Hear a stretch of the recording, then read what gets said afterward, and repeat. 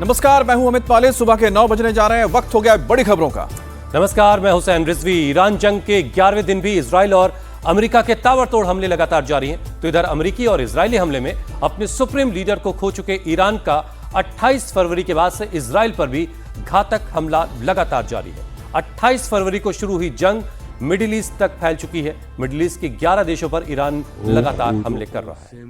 तो वहीं पर इजराइल के हमले में ईरान के 1332 लोगों की जान जा चुकी है। ईरानी हमलों में अब तक इजराइल में 13 लोगों की मौत हो चुकी है, जबकि लगभग 2000 लोग घायल हुए हैं। और ईरान जहां अपने लीडर की मौत का बदला लेने पर तुला है, तो अमेरिका के विदेश मंत्री ने कहा है कि ईरानी नौसेना को खत्म करना युद्ध का मकसद है। वहीं ईरान ने एक बार फिर से दावा किया है कि वो 10 साल तक अमेरिका के खिलाफ लड़ने में सक्षम है।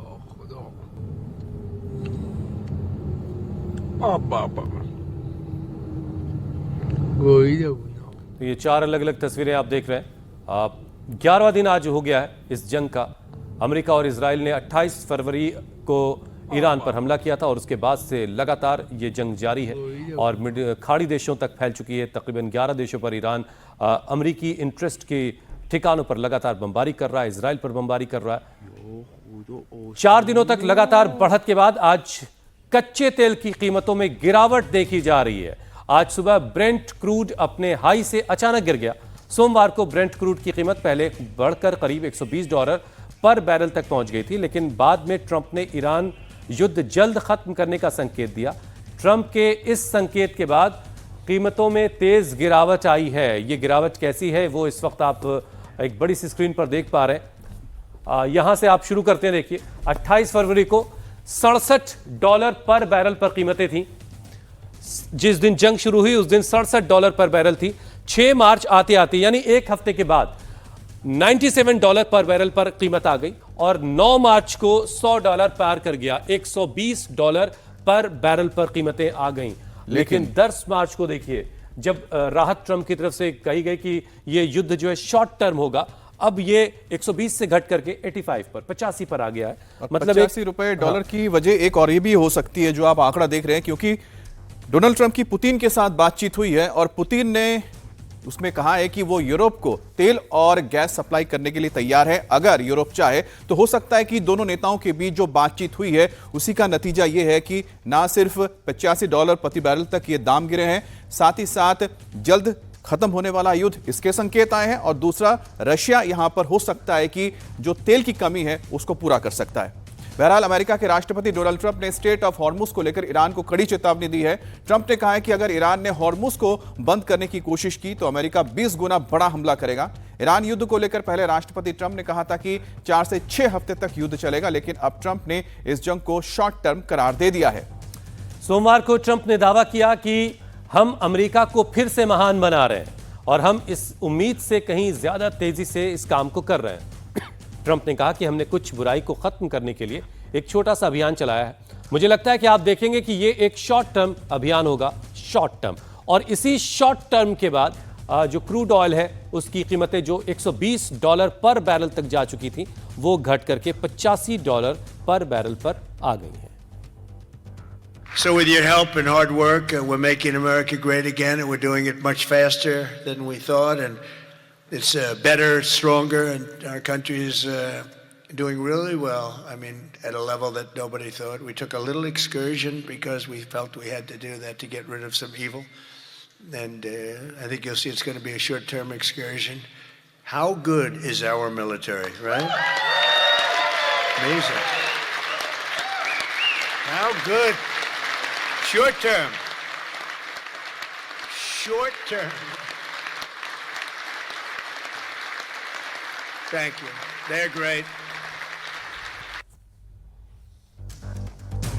शॉर्ट टर्म पर काफी इन्फेसिस किया ट्रंप ने। बहरहाल, अगली बड़ी खबर, अमेरिकी सेना ने ईरान की मिसाइल लॉन्चिंग साइट को उड़ा दिया है। यूएस आर्मी के सेंट्रल कमांड ने एक वीडियो जारी करते हुए ईरान को सीधी चेतावनी भेजी और लिखा कि आप अपने मिसाइल लॉन्चर को जितना चाहे छिपा सकते हैं, लेकिन हम तब तक नहीं रुकेंगे जब तक कि उनमें से हर एक को ढूंढकर तबाह नहीं कर दिया जाता। यह वीडियो IRGC के एक लॉन्चिंग साइट पर अटैक का है।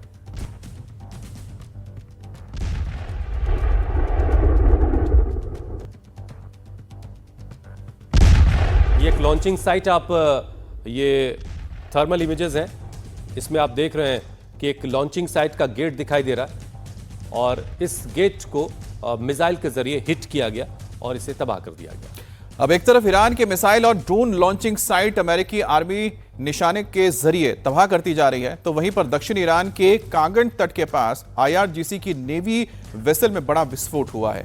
माना जा रहा है कि नेवी वेसल को यूएस आर्मी या फिर IDF की टीम ने उड़ाया है। समुद्र के बीचों बीच ईरानी इस जहाज पर धमाका होते हुए देखा गया और धुएं का गुबार आसमान में उठता हुआ नजर आया। ये हाईवे से गाड़ियां जा रही हैं, तभी देखिए दूर समंदर में एक तेज धमाका दिखाई देता है और वहां मौजूद जो जहाज है उसके ऊपर से एक काला धुआं और आग का गोला उठता हुआ नजर आता है। और सब कुछ ये एक कैमरे में, डैश कैम में ये कैद हुआ है, जहां से अब देखिए हाईवे पर गाड़ियां जा रही हैं और इसी हाईवे पर मौजूद एक गाड़ी के डैश कैम में जो कैमरा लगा हुआ था उसने इस वीडियो को कैप्चर किया है, जिसमें दूर समंदर में, अब ये देखिए, ये आप है पर्शियन गल्फ जिसे फारस की खाड़ी कहा जाता है, और यहाँ पर मौजूद एक IRGC नेवी के एक जहाज के ऊपर हमला हुआ और हमले के बाद तेज धुएं का गुबार और आग का गोला नजर आया। तेहरान पर एक बार फिर से इजराइल और अमेरिकी फौज ने हमला किया। सोमवार रात ईरान की राजधानी तेहरान पर यह हमला हुआ है। अमेरिका और इजरायली हवाई हमले से तेहरान दहल उठा। कई बड़े विस्फोटों ने तेहरान को हिला कर रख दिया। IDF की यह एयर स्ट्राइक तेल अवीव में ईरान के हमले के बाद देखी गई। कल परसों में भी हमने कई ऑयल साइट्स पर अमेरिका और इजराइल को हमला करते देखा। तेहरान की गैस पाइपलाइन में भी हमने आग लगी हुई देखी और कल फिर बीती रात भी एक बड़ा हमला तेहरान पर किया गया। और युद्ध के 10 दिन बीतने के बाद ईरान ने अब अमेरिकी बेस के साथ खाड़ी देशों के तेल रिफाइनरीज को टारगेट करना शुरू किया है। सोमवार को ईरान ने बहरीन के सितरा में मौजूद सबसे बड़े ऑयल रिफाइनरी बाप्को को निशाना बनाया। रिफाइनरी से आग की लपटें निकलती नजर आई। सरकारी सूत्रों के मुताबिक इस हमले में रिफाइनरी को काफी नुकसान पहुंचा है, हालांकि किसी के हताहत होने की खबर नहीं है। तो ये बहरीन के बाप्को, जिसे सबसे बड़ा एक रिफाइनरी माना जाता है बहरीन का, उसके ऊपर ईरानी हमला हुआ। और अगली बड़ी खबर इजराइल से, जहां लेबनान से दागे गए हिजबुल्लाह के रॉकेट और मिसाइल गिरने के बाद इजरायली सैनिक भागते हुए दिखाई दे रहे हैं। लोग शेल्टर होम का रुख कर रहे हैं। इस दौरान अफरा तफरी से देखने को मिल रही है। इजरायली मीडिया रिपोर्ट के मुताबिक लेबनान से दागे गए रॉकेट मध्य इजराइल के कई इलाकों में गिरे हैं। पिछले दिनों में हिजबुल्लाह के खिलाफ भी इजराइल ने अपने ऑपरेशंस को काफी तेज किया है, ग्राउंड इन्वेजन भी किया है और जिसके जवाब में हिजबुल्लाह भी लगातार रॉकेट से इजराइल में हमले कर रहा है।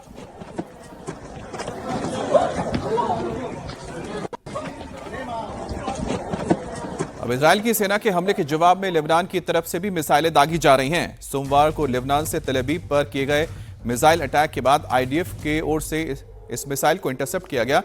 हालांकि इजराइल के तेल अवीव तक अगर रॉकेट भेजने का मतलब है कि उन्होंने ईरानी उन मिसाइल का इस्तेमाल किया है जिसका स्टॉक इस वक्त भी मौजूद है हिजबुल्लाह के पास, जिसके बाद सायरन बजने लगे। हालांकि हिजबुल्लाह के पास काफ़ी कम मारक क्षमता वाले, कम दूरी वाले ही रॉकेट्स मौजूद हैं। सबसे ज़्यादा ईरानी जो बड़े मिसाइल हैं जो उनके पास पहले से मौजूद रहे होंगे, उसका ही इस्तेमाल यहाँ पर तेल अवीव को टारगेट करने के लिए किया गया हुआ।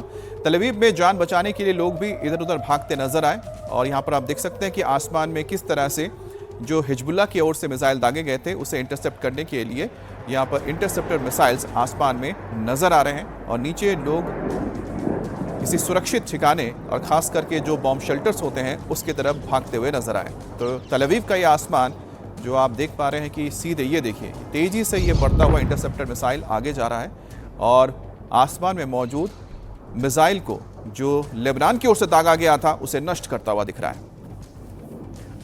एक और बड़ी खबर, ईरान न सिर्फ मिडिल ईस्ट के देशों पर हमले कर रहा है बल्कि इजराइल पर भी ईरान के हमले लगातार जारी हैं।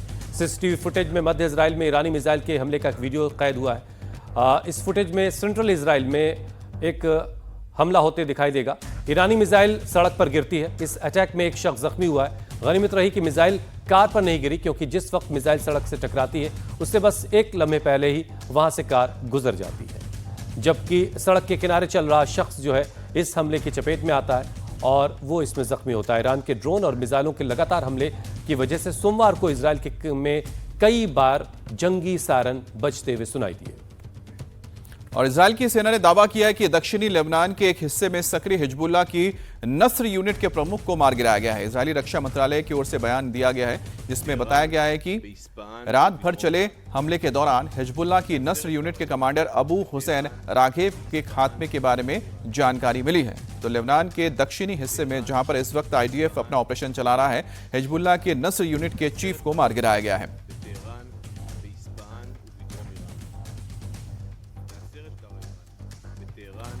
एक और बड़ी खबर, इजरायली हमले में अपने सुप्रीम लीडर को खो चुके ईरान का 28 फरवरी के बाद से इजराइल पर लगातार हमला जारी है। ईरानी हमलों में अब तक 13 लोगों की मौत हो चुकी है, जबकि 2000 लोग जख्मी हो चुके हैं। वहीं मिडिल ईस्ट के भी 10 देशों पर ईरान के हमले अब तक हो चुके हैं और ये हमले लगातार जारी भी हैं। ईरान ने ड्रोन अटैक करके इराक के कम्युनिकेशन टावर को उड़ा दिया है। सोमवार को ईरान इराक बॉर्डर के पास उत्तरी कुर्द इलाके में जिमानको पर्वत पर स्थित इस कम्युनिकेशन टावर्स को यहां पर निशाना बनाया गया और आम लोगों का कहना है कि करीब 1 घंटे से ज्यादा वक्त के तहत इस ऑपरेशन को अंजाम दिया गया। आप देख रहे हैं कि ये उत्तर पश्चिमी इलाका है और ये इलाका इराक के कुर्दिस्तान के पास का इलाका है जहां पर एक पहाड़ के ऊपर ये कम्युनिकेशन टावर्स लगाए गए थे। अब इन्हें ईरान के ड्रोन्स के जरिए नष्ट किया गया है और इसकी सबसे बड़ी वजह होगी क्योंकि इसी के जरिए माना जाता है कि जो अमेरिकी बेसेस वहां मौजूद है या फिर कुर्दिश लड़ाके हैं वो ईरान के खिलाफ कार्रवाई कर सकते हैं और यही वजह है कि इस कम्युनिकेशन टावर को उड़ाया गया है। और यहाँ पर देखिए कि किस तरह से जो सोलर पैनल्स थे और जो कम्युनिकेशन टावर्स थे, इक्विपमेंट्स थे, वो क्षतिग्रस्त हुई और ये देखिए यही वो ईरानी ड्रोन है। उधर लेबनान में इजराइल और हिजबुल्लाह के बीच चल रही जंग में अब तक 500 लोगों की मौत हो चुकी है। लेबनान की हेल्थ मिनिस्ट्री ने दावा किया कि इजराइल के जरिए किए गए हमलों के बाद वहां पर करीब 500 लोगों की जानें गई हैं, जिसमें विशेष रूप से हिजबुल्लाह की नेटवर्क को तबाह किया गया। अल कर्ज और अल हसन की ब्रांच को निशाना बनाया गया। लेबनान का कहना है कि इजराइल और हिजबुल्लाह के बीच एक हफ्ते से चल रही लड़ाई में 5 लाख से ज्यादा लोग विस्थापित हुए हैं। בלבנון אנחנו ממשיכים בהגנה קדמית על תושבי ויישובי הצפון. פיקוד הצפון מוביל מאמץ תקיפות משמעותי מול חיזבאללה, מסביב לשעון. עד כה תקפנו יותר מ-700 מטרות של חיזבאללה, מתוכן למעלה מ-100 מטרות של כוח רדואן, כוח הטרור המרכזי של חיזבאללה. פגענו למעלה מ-50 מטרות בביירות, מתוכן 35 בניינים רבי קומות, בניינים ששימשו כתשתיות טרור של הארגון, בלב האוכלוסייה האזרחית. अब इजरायली एयरफोर्स ने लेबनान में लिटानी नदी के पास कई बड़े हमले किए हैं। आईडीएफ के मुताबिक उसने इन हमलों में साउथ लेबनान में हिजबुल्लाह से जुड़े दर्जनों रॉकेट और मिसाइल लॉन्चर नष्ट कर दिए। आईडीएफ ने यह भी दावा किया कि उनकी वायुसेना हिजबुल्लाह द्वारा इजरायल की ओर से की गई यह स्ट्राइक को सफलतापूर्वक रोकने में कामयाब रही। एक और बड़ी खबर, ईरान युद्ध को लेकर अमेरिकी राष्ट्रपति ट्रंप ने बड़ा दावा किया। ट्रंप के मुताबिक अगर अमेरिका अटैक नहीं करता तो एक हफ्ते के अंदर ईरान इजराइल और अमेरिका के साथ मिडिल ईस्ट के देशों पर हमला करने वाला था। ट्रंप ने कहा कि ईरानी अपनी मिसाइल्स के साथ तैयार थे। ट्रंप ने कहा कि हमारी सेना ने जो किया वो कमाल है, लेकिन दुनिया को ज्यादा सुरक्षित बनाने के लिए जल्दी काम करना है। Well, I'll give you the best reason of all. Within a week, they were going to attack us 100%. They were ready. They had all these missiles, far more than anyone thought. And they were going to attack us. But they were going to attack all of the Middle East and Israel. And if they had a nuclear weapon, they would have used it on Israel. And this was going to be a major attack. And they had all of those missile sites and all those launchers that we got rid of, about 80% of them right now, by the way. Got rid of most of the, see it's died down to a trickle. There are very few launchers left. What our military has done is amazing. They wiped out almost 20%, maybe 22, 23%, but the rest are going very quickly. And the missiles have been largely knocked out. The drones have been knocked down, and we're hitting where they make the drones. We know them all, and we're knocking the hell out of that now where they manufacture the drones. A lot of work, a lot of brilliant work, but we're going to have a much safer world as soon as it's finished, and it's going to be finished pretty quickly.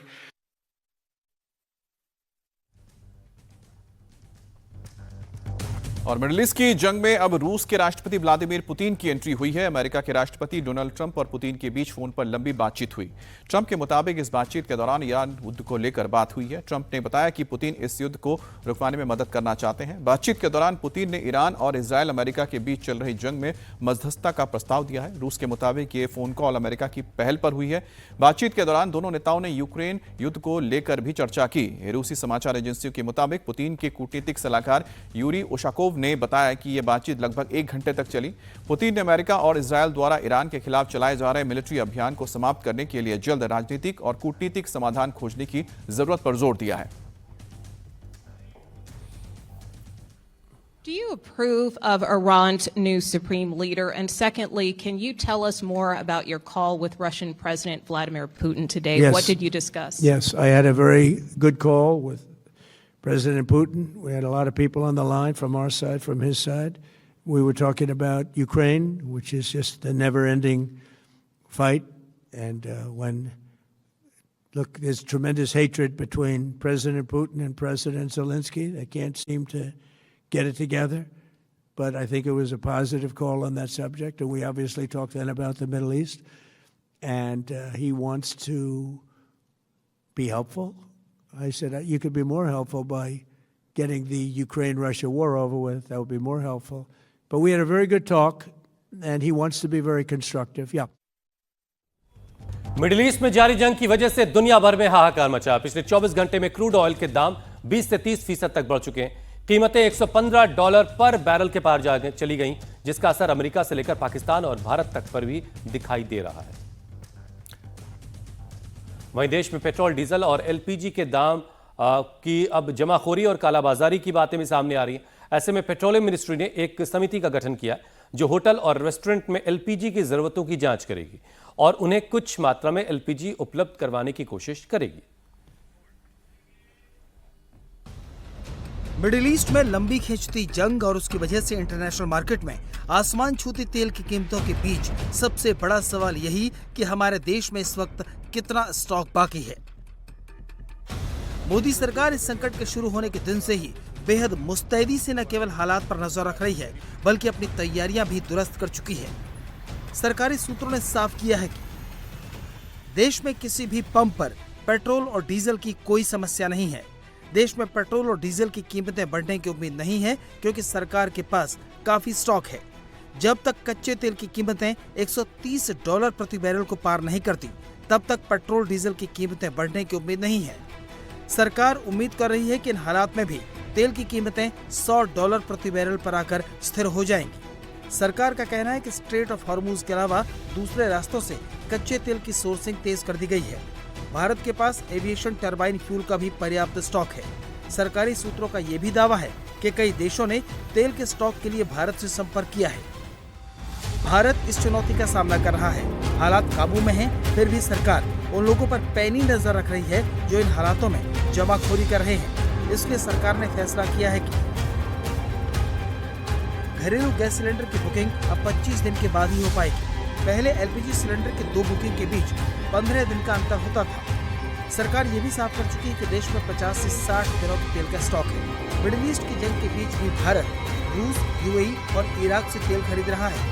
सरकार के इन दावों के बीच ground पर तस्वीर कुछ और ही नजर आ रही है। बेंगलुरु होटल एसोसिएशन ने दावा किया है कि उन्हें मिलने वाली कमर्शियल गैस की सप्लाई बंद हो गई है। गैस सप्लाई बंद होने की वजह से आज से बेंगलुरु के होटल्स बंद रहेंगे। वहीं पुणे कमिश्नर ने गैस की किल्लत की वजह से गैस से चलने वाले कुछ शवदाह गृहों को बंद करने का फैसला किया है।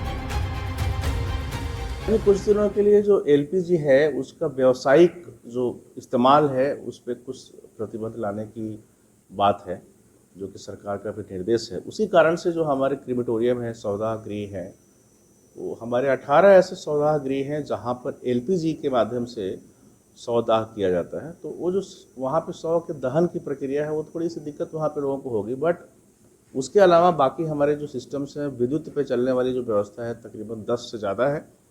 उसके अलावा जो हमारा ट्रेडिशनल सिस्टम है वो 34 है, और कुछ कुछ ऐसे हमारे सौदाह गृह है जहाँ पर ज़्यादा लोग जाते हैं। अगर हम सभी सौदाह जो हमारे गृह हैं उनका अगर सही इस्तेमाल करें तो मुझे लगता है कि लोगों को दिक्कत आएगी। हमने सभी जगह पर अधिकारियों की नियुक्ति की है। राजस्थान में भी कमर्शियल गैस सिलेंडरों की सप्लाई रोक दी गई है। कहा जा रहा है कि पहले घरेलू सिलेंडरों की डिमांड पूरी की जाए। राजस्थान में तेल कंपनियों ने रसोई गैस के घटते स्टॉक को देखते हुए कमर्शियल सिलेंडरों की डिलीवरी पर अघोषित रोक लगा दी है। एजेंसियों को कमर्शियल सिलेंडर के ऑर्डर नहीं लेने के निर्देश दिए गए हैं और केवल घरेलू इस्तेमाल के सिलेंडरों की डिलीवरी पर ही फोकस करने के लिए कहा गया है।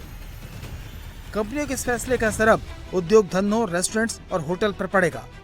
वहीं शादी समारोह में भी गैस सप्लाई की किल्लत देखने को मिल सकती है। हालांकि तेल कंपनियों के सब सामान्य होने के दावों के बीच पेट्रोलियम मंत्रालय ने एक समिति का गठन किया है। इस समिति का काम एलपीजी की सप्लाई की निगरानी करना होगा। समिति होटल, रेस्टोरेंट की जरूरतों की जांच करेगी और उन्हें एलपीजी उपलब्ध कराने की कोशिश करेगी। सरकार का टारगेट साफ है, पहले घरेलू जरूरतों के लिए गैस की सप्लाई होगी, फिर दूसरे काम होंगे। और कमर्शियल गैस सिलेंडर की सप्लाई बंद होने की वजह से आज बेंगलुरु में ज्यादातर होटल रेस्टोरेंट बंद रहेंगे। बेंगलुरु होटल्स एसोसिएशन ने आज से होटल रेस्टोरेंट बंद रखने का ऐलान किया है। हालांकि कुछ होटल खुले हैं जिनके पास फिलहाल कमर्शियल गैस सिलेंडर का स्टॉक बचा है। एशिया में चल रहे कॉन्फ्लिक्ट का असर अब भारत में भी देखने को मिला है। बेंगलुरु में रेस्टोरेंट और होटल्स में एलपीजी कमर्शियल जो गैस की सप्लाई है उस पर अच्छा खासा असर देखने को मिला है। आप यहाँ देखिए कि पहले जो ये सिलेंडर जो यहाँ पर खचाखच भरे होते थे, अब कैसे यहाँ पर एकदम खाली हो गए हैं।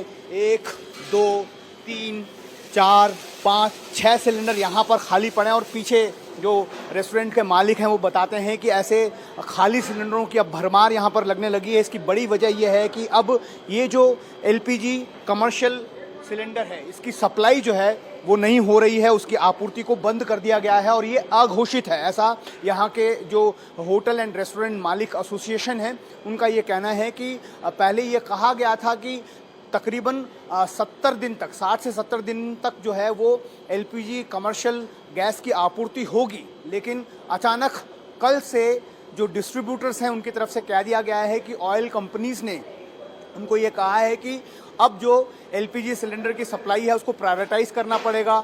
सबसे पहले घरेलू एलपीजी सिलेंडर है उसको ध्यान देना पड़ेगा, उसके अलावा इंस्टीट्यूशनल और जो हॉस्पिटल के लिए रिक्वायरमेंट है उसको प्रायोरिटी देनी पड़ेगी। और इसी वजह से अब जो रेस्टोरेंट्स और होटल्स हैं वहाँ पर कमर्शियल एलपीजी की सप्लाई जो है वो अब ठप पड़ने लगी और इसका असर देखने को मिला है। हालांकि आज अगर आप देखेंगे तो यहाँ पर किचन जो है वो फंक्शनल है, यहाँ पर खाना बन रहा है, क्योंकि अभी जो रेस्टोरेंट के मालिक हैं वो ये कह रहे हैं कि आज की सप्लाई उनके पास है गैस।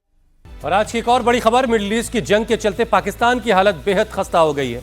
पाकिस्तान के पीएम शहबाज शरीफ ने पूरे देश में लॉकडाउन जैसा ऐलान कर दिया। पाकिस्तान में अगले 2 हफ्ते के लिए स्कूल बंद कर दिए गए हैं। कॉलेज और दूसरे संस्थानों में क्लासेस ऑनलाइन कर दी गई हैं। सरकारी और प्राइवेट दफ्तरों में 50% कर्मचारियों को वर्क फ्रॉम होम का फरमान सुना दिया गया है। कैबिनेट मंत्रियों की सैलरी रोक दी गई है। मंत्रियों और उनके सलाहकारों के विदेश दौरों पर भी रोक लगा दी गई है। शहबाज शरीफ ने साफ किया कि ये कदम बहुत मजबूरी में उठाए गए और ये नहीं करेंगे तो बर्बाद हो जाएंगे।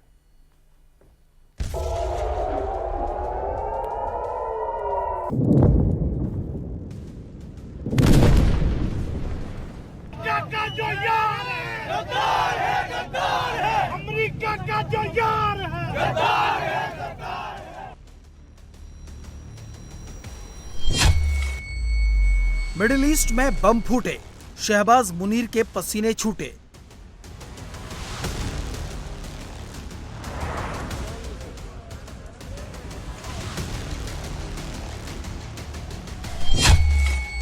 ईरान की जंग से बिगड़े हालात, पाकिस्तान में लॉकडाउन। रमजान के मुबारक महीने में पाकिस्तान गुर्बत में आ गया है। अमेरिका और इजराइल के ताबड़तोड़ हमले और ईरान के पलटवार के बीच पाकिस्तान पिस गया है। जंग की आंच अब पाकिस्तानियों के चूल्हे तक पहुंच गई है। तेल की सप्लाई ठप होने से पाकिस्तान में हाहाकार मच गया है। पेट्रोल पंप बंद होने के कगार पर आ गए हैं। कहीं कहीं तो ताले भी लग गए हैं। पंजाब में मुल्तान और लाहौर के साथ साथ सिंध के कराची में पेट्रोल पंपों पर लंबी कतारें लगी हैं। इसका नतीजा ये है कि फील्ड मार्शल आसिम मुनीर तो गायब हो गया। पसीने पसीने हुए पीएम को गला सूखते हुए ऐलान करना पड़ा, उससे पाकिस्तान की आवाम सख्ते में है। शहबाज सरकार ने 2 महीने के लिए ऑस्टेरिटी प्लान लागू किया है, जिसके तहत सरकारी गाड़ियों को मिलने वाले तेल में 50% की कटौती कर दी गई है। सरकारी विभागों की 60% गाड़ियां बंद कर दी गई हैं। कैबिनेट और दूसरे मंत्रियों की सैलरी बंद कर दी गई है। सांसदों की सैलरी में 25% की कटौती की गई है। सरकारी अफसरों के 2 दिन की सैलरी काटी जाएगी। मंत्रियों, सलाहकारों और अफसरों के विदेश दौरों पर पाबंदी लगा दी गई है। सरकारी जलसे और इफ्तार पर पूरी तरह रोक लगा दी गई है। स्कूलों में 2 हफ्ते के लिए छुट्टियों का ऐलान कर दिया गया है। सरकारी और प्राइवेट दोनों में 50% स्टाफ के लिए वर्क फ्रॉम होम के ऑर्डर जारी कर दिए गए हैं। आलमी मंडी में तेल और गैस की कीमतों का तयन पाकिस्तान के इख्तियार में नहीं है। हालिया दिनों में तेल की कीमतों में जो इजाफा करना पड़ा वो बिलाशुबा एक इंतहाई मुश्किल और दिल पर पत्थर रखकर किया जाने वाला फैसला था। मेरी ये भरपूर कोशिश होगी कि तेल की कीमतों में आइंदा इजाफे का बोझ आप पर न पड़े। आइंदा 2 माह के लिए सरकारी महकमों की गाड़ियों को मिलने वाले तेल में 50% फिल फॉर कटौती की जा रही है। तमाम सरकारी महकमों की 60% गाड़ियों को बंद किया जा रहा है। काबीना के अरकान, वज़रा, मशीरान, मावनीन खसूसी तनख्वाह नहीं लेंगे। वफाकी व सूबाई वज़रा, मशीरान और मावनीन खसूसी और सरकारी अफसरान के बैरूने मुल्क दौरों पर भी मुकम्मल पाबंदी आयद कर दी गई है और ये पाबंदी वज़ीर आज़म, वज़ीर आला, गवर्नर्स पर भी आयद होगी। टेली कॉन्फ्रेंसिंग और ऑनलाइन मीटिंग्स को तरजीह दी जाएगी ताकि ईंधन की ज्यादा से ज्यादा बचत मुमकिन हो सके। सरकारी इशाइयों और अफ्तार पार्टीज पर भी मुकम्मल पाबंदी आयद कर दी गई है। सरकारी और निजी शोबे में 50% स्टाफ घर से काम करेगा। हफ्ते में सिर्फ 4 दिन दफातर खुलेंगे। पाकिस्तान पाई के लिए मोहताज हो गया है। उसके पास न तो तेल है और न ही पैसा कि वो महंगा तेल खरीद सके। बाजार में तेल की कीमतें 120 बैरल प्रति डॉलर को छू रही हैं। इसे खरीदना शहबाज सरकार के बस की बात नहीं है। पाकिस्तान के पंजाब सूबे के सीएम मरियम नवाज तो एक कदम आगे निकल गई हैं। उन्होंने ऐलान कर दिया है कि सूबे के मंत्रियों को अब सरकारी पेट्रोल डीजल नहीं मिलेगा। ये खर्चा उन्हें अपनी जेब से करना होगा। पाकिस्तान इतनी गुर्बत में क्यों आया, अब ये भी समझ लीजिए। पाकिस्तान के पास सिर्फ 26 दिनों का पेट्रोल डीजल का स्टॉक बचा है। पाकिस्तानी रिफाइनरीज के पास 10 दिन के लिए ही कच्चा तेल बचा है। गैस सिलेंडर का स्टॉक भी 15 दिन से ज्यादा का नहीं है। कुछ डीलर्स का तो दावा है कि केवल 10 दिन का ही स्टॉक बचा है। शहबाज सरकार ने रातों रात पेट्रोल डीजल की कीमतें 55 रुपए प्रति लीटर तक बढ़ा दी हैं। पाकिस्तान में पेट्रोल की कीमत 321 से 336 रुपए प्रति लीटर और डीजल 335 से 280 रुपए प्रति लीटर के आसपास पहुंच गया है। इन हालातों में भी शहबाज शरीफ के सूखते गले में मुनीर का खौफ साफ नजर आ रहा है। हमारे पुरज़म और बहादुर सिपा सलार सैयद आसिम मुनीर की लीडरशिप में वतन अजीज की सलामती और खुद मुख्तारी के तहफ़्फ़ुज़ और शहरियों के जानो माल की हिफाजत। और दिल्ली के उत्तम नगर में होली के दिन हिंदू युवक की हत्या पर बवाल हो गया है। एआईएमआईएम के नेता आरोपी परिवार के समर्थन में आने के बाद इसे सेल्फ डिफेंस में हत्या बताने के चलते सियासत गर्मा गई है। वीएचपी ने तरुण खटीक के लिए इंसाफ की मांग करते हुए बड़े आंदोलन की धमकी दी है। वहीं पुलिस ने अब तक केस में कुल 14 आरोपियों को गिरफ्तार किया है और 2 नाबालिग डिटेन किए जा चुके हैं। उधर क्रिकेटर शिखर धवन ने मामूली बात पर हत्या किए जाने पर दुख व्यक्त किया है।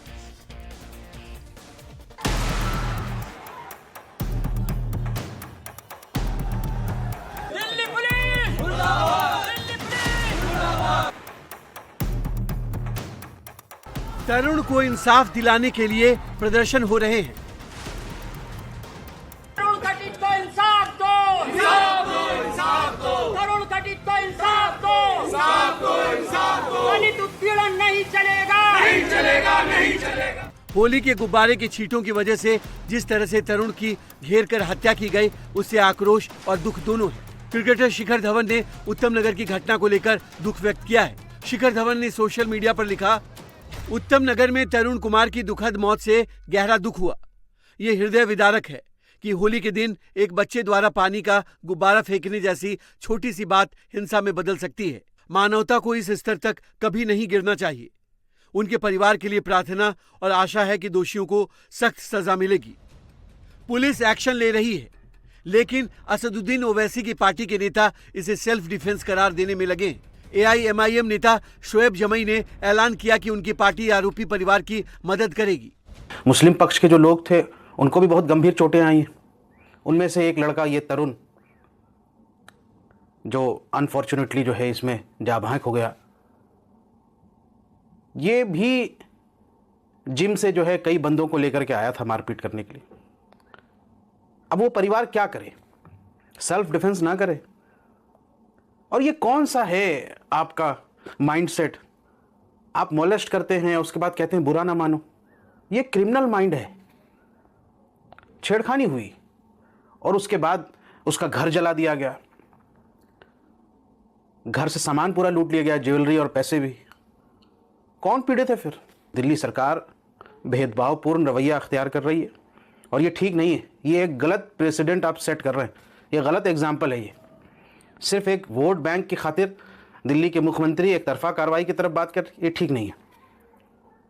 और कौन अधिकार देता है आपको घर तोड़ने का? और हमारा एक डेलीगेशन, हमारा एक प्रतिनिधिमंडल MIM दिल्ली का, जिसमें लीगल टीम भी होगी, वो जाकर के बातचीत करेगी और जहां हमें लगेगा कि नाइंसाफ़ी हो रही, हम उनकी मदद करेंगे ज़रूर।